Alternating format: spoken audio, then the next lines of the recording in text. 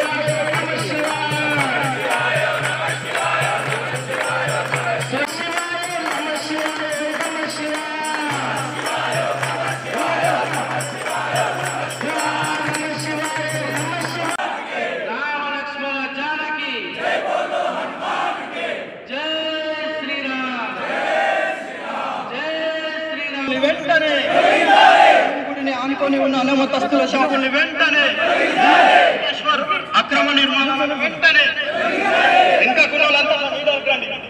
కొద్దిసేపు శాంతియుతంగా నిరసన చేసి ఒక రిప్రజెంటేషన్ ఇస్తామని మాత్రం బయటకు వచ్చిన తర్వాత బ్యాన్ వ్యాలంటైన్స్ డే, ఇది విదేశీ సంస్కృతికి సంబంధించిన కార్యక్రమం లేదు. ఒక ½ గంట ఇక్కడ నిరసన కార్యక్రమం చేస్తాం.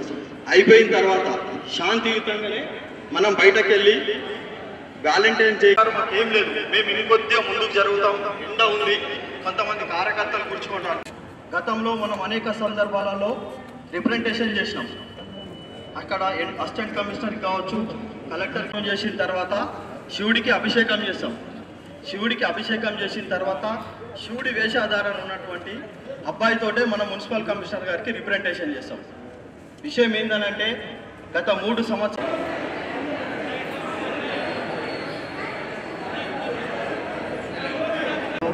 ఎవరు కూడా మున్సిపాలిటీ ఆఫీసులో లోపల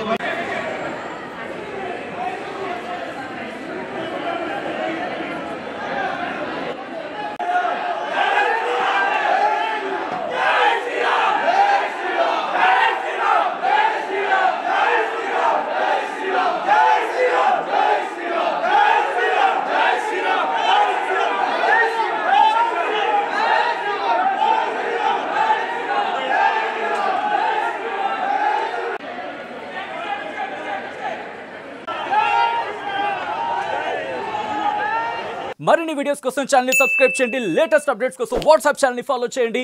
అండ్ లింక్ డిస్క్రిప్షన్ లో ఉంది.